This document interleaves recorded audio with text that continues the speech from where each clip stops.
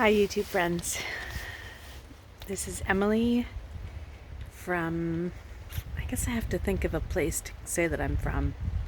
I am on Thetis Island and I'm on the farm where I live, and at some point later I'll give you some more background about this property and how I came to be here. But for now, I really wanted to show you the greenhouse. It's Easter Sunday, so it's April 11th or something like that. And I'm just really happy with how things are going in the greenhouse. I moved here in November, didn't have a lot of plans or a lot of time to get things created, but my amazing landlord and host created a couple of garden beds for me, and I already had loads of seeds and he gave me some more and I started them, and because I don't know, I'm just lucky and I've got lots and lots of seedlings started. So I'm gonna turn the camera around and show you the barn, show you the greenhouse. I mean, it's a giant greenhouse because that's just the way it is. And so I'll show you the greenhouse and give you a little tour. Alrighty, so here is, you can see it's massive. I'm kind of close to it, but it is, I think it's 20 feet. I think it's 20 feet tall and I don't know, really wide and really long. So here is the inside. This greenhouse has been used for many things, and you can see over here on the right, this is a little box that's actually going to be a brooding area for some chickens that I'm getting in a couple of weeks. And so I'll have the little chicks in there with a heat lamp on them for the first little while. And this is garden bed number 1. And over here you can see these biggish plants are lettuce. And there's also some cilantro along the side. Lettuce all along the back side there, farthest away from me. And then there's more lettuce. You can tell I really like salad and I have been missing salad. And then a ton of spinach. And some over in this corner there's some chives and 4 or 5 dill plants as well. So I do like to do some pickling, and maybe the dill will come in handy for pickling, who knows.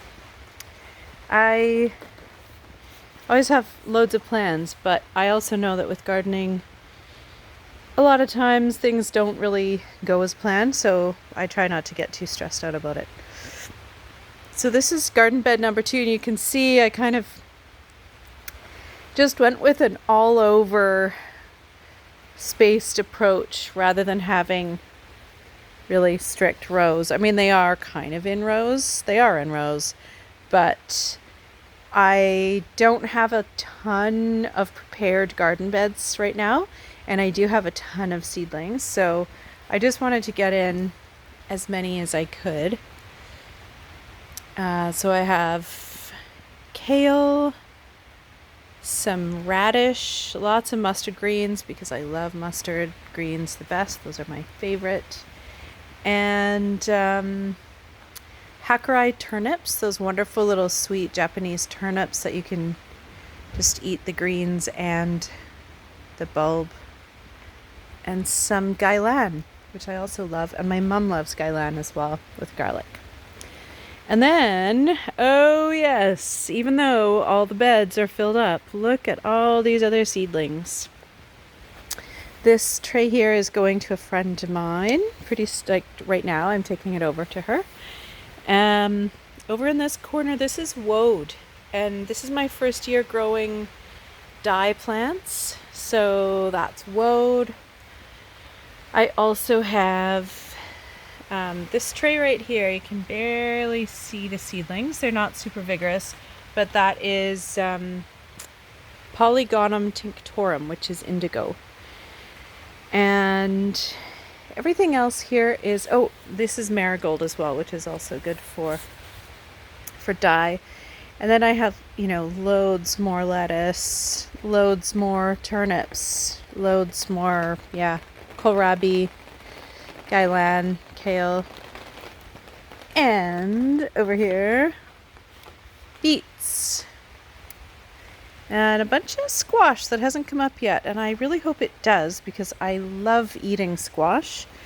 And I find that my philosophy on gardening is often, I really focus on things that grow easily because then I don't have to worry about it. They just work. It just is successful. So I've got a bunch more squash planted over here, and I may start more, including lots of summer squash as well, zucchini. And then over here you will see these guys actually are flowering, but what I'm doing is I'm rooting them.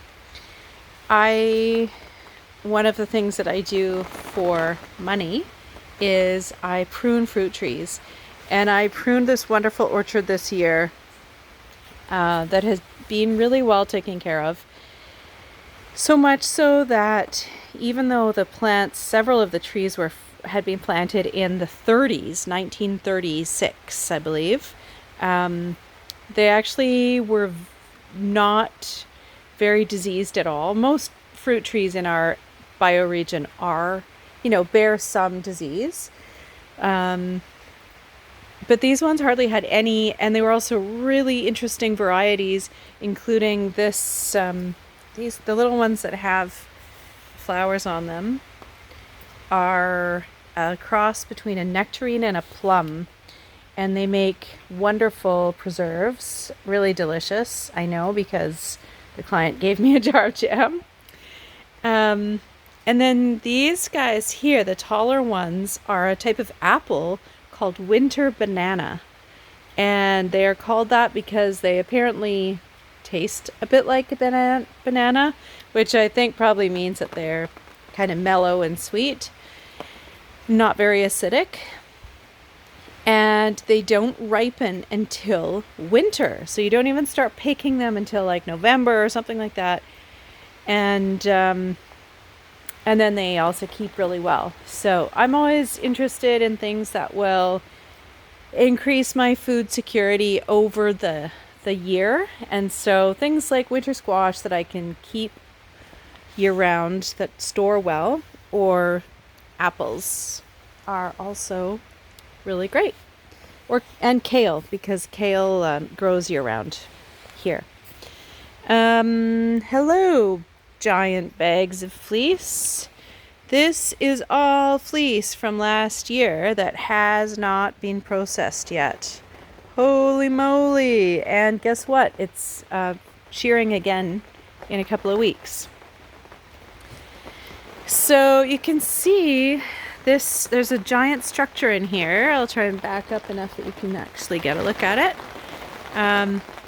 This was the previous, it was built by the previous caretakers of this property. I am the current caretaker. They were here then, and he was a magnificent carpenter. And he built these stalls. There's only two, they're configured as 2 stalls, very large ones right now, but they could be as many as 5. I think there's 5 gates. And it's kind of awkward because there's no pasture directly adjacent to the barn, so I haven't really used them. I did put the sheep in here one night when it was really, really windy, and I was sure that a tree was going to come down somewhere. But anyway, they're just empty right now. I've got lots of pots here that are, oh, there we go. Not really doing anything, but they have dahlia bulbs and chrysanthemums in them. And And yeah, that's it. That's pretty much it for the old greenhouse. So thanks so much for watching. I'm just kind of learning how to make videos. I'm going to turn this camera around. Hi again. Oh yeah. Don't cover the camera with your hand. Yeah, I'm just learning to do this, and I hope I will get better at it and be more comfortable in front of the camera.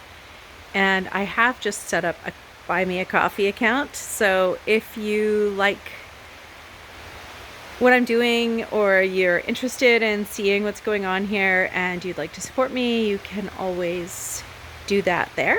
And maybe I will figure out how to leave a link in the show notes, if there is such a thing as show notes, which there isn't right now. It's just a random video. Yeah, thanks a lot for being here, and I hope that you're having a good day wherever you are.